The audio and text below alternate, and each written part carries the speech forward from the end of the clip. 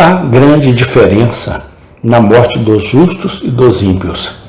Parte 6, 29 de agosto de 2023. 2. Eles terão uma passagem segura para outro mundo.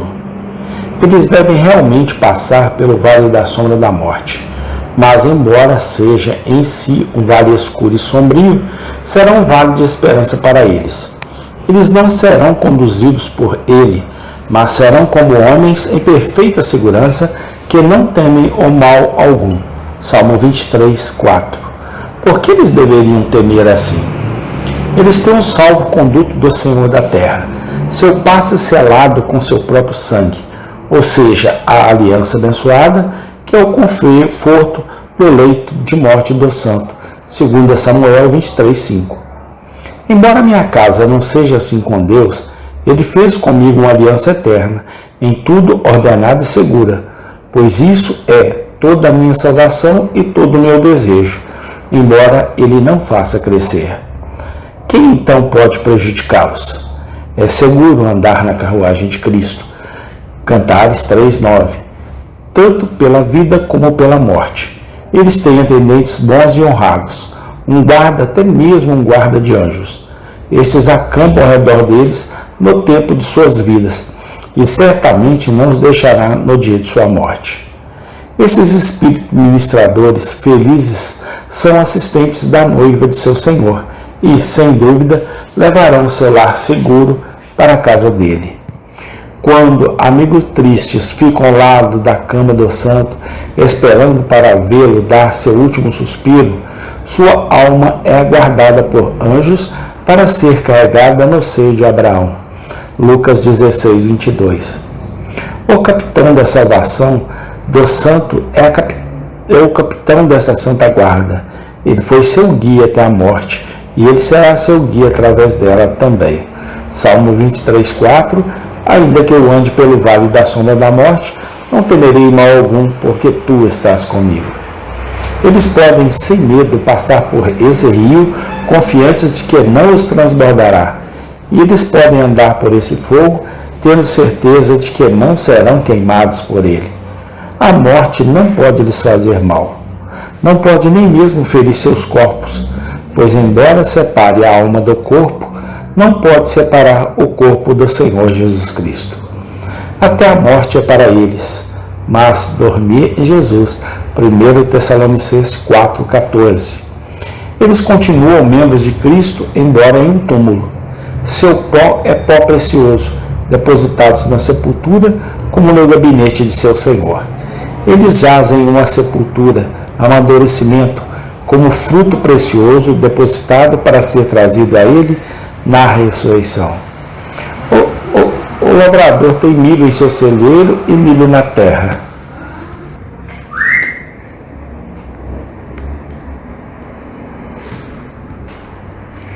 Este último é mais precioso para ele do que o primeiro, porque ele procura retorná-lo com aumento. Mesmo assim, os corpos mortos dos santos são valorizados por seu Salvador. Eles são semeados em corrupção para serem ressuscitados em incorrupção, semeado em desonra para ser ressuscitado em glória. 1 Coríntios 15, 42, 43. Não pode ferir suas almas. E com as almas dos santos na morte, como com Paulo e sua companhia em sua viagem, da qual temos a história, Atos capítulo 27. O navio foi quebrado em pedaços, mas os passageiros conseguiram desembarcar em segurança.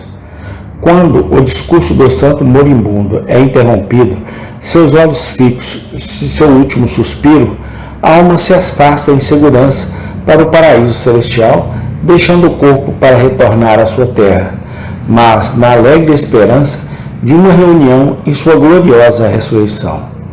Mas como a morte pode ferir os piedosos? É um inimigo frustrado.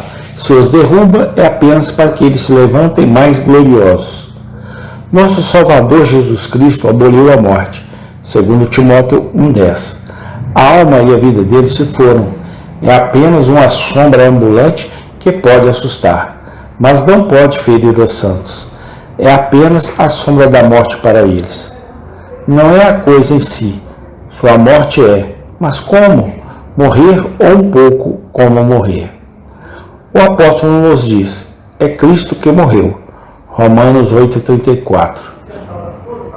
Estevão, o primeiro mártir cristão, embora apedrejado até a morte, apenas adormeceu. Atos 7,60. Certamente a natureza da morte é bastante alterada no que diz respeito aos santos. Não é para eles o que era para Jesus Cristo, sua cabeça. Não é a coisa arruinadora envenenada, embrulhada na sanção da primeira aliança, Gênesis 2,17. No dia em que dela comeres, certamente morrerás. Chega aos piedosos sem um aguilhão. Eles podem enfrentá-lo com aquela saudação. Ó morte, onde está o seu aguilhão? Essa é a Mara, esta é a morte amarga. Ele saiu cheio para o mundo quando o primeiro Adão abriu a porta para ele. Mas o segundo Adão o trouxe novamente vazio para seu próprio povo. Sinto uma picada, pode dizer o santo moribundo, mas é apenas uma picada de abelha, atirando apenas através da pele. Mas, ó morte, onde está seu aguilhão, seu velho aguilhão, o aguilhão da serpente que fere o coração e a alma? O aguilhão da morte é o pecado, mas isso é tirado.